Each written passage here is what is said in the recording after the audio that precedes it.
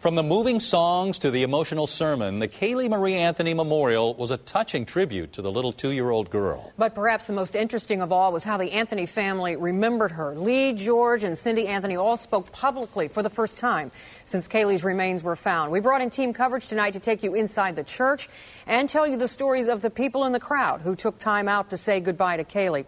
But we start with Channel 9's Kathy Bellich. And Kathy, the Anthonys had moving messages for both Caylee and Casey. They did. They were emotional. They were sentimental. They managed to smile when they told some stories about Caylee. They did not ignore Casey's legal troubles, but they did not insist on her innocence either. Instead, they asked for compassion. Lee Anthony released the first of many doves after the very emotional, heartfelt goodbye to Caylee Marie Anthony. Strangers who become so attached to a child they've never met sobbed openly. This family is incomplete. I am incomplete. I'm broken.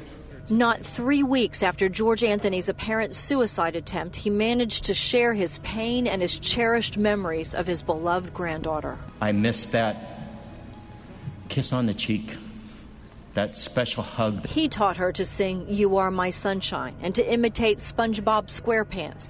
He wore a lavender shirt today because it's her favorite color. Some days when I wouldn't maybe just pay attention to her for just a second, she would get right in my face and, "Jojo?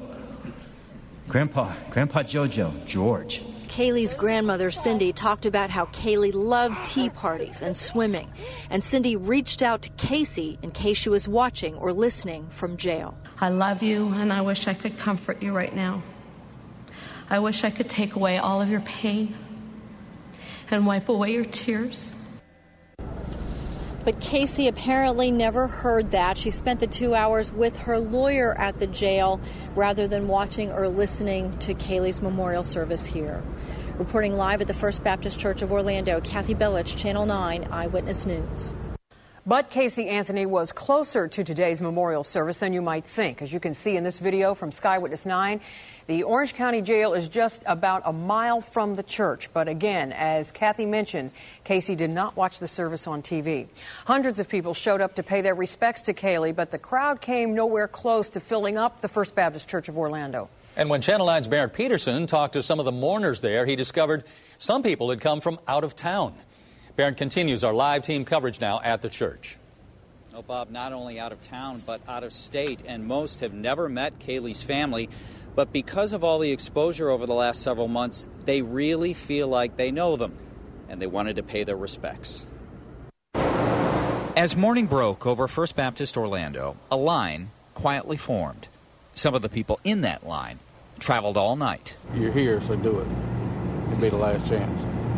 It's a long way to come. For just driving time. 8 hours of drive time for Jerry and Sherry Gauld from Charlotte, North Carolina. 10 hours for Eric Rose from Knoxville, Tennessee. I guess when you watch it every day, you feel like you're part of it, I guess. We're kind of just here supporting the parents, actually. The parents of Caylee Marie Anthony. Most of the people who attended the little girl's memorial service had never met her or her grandmother. Caylee Marie has brought thousands of strangers from all religious backgrounds together in one church to pray. How great is that?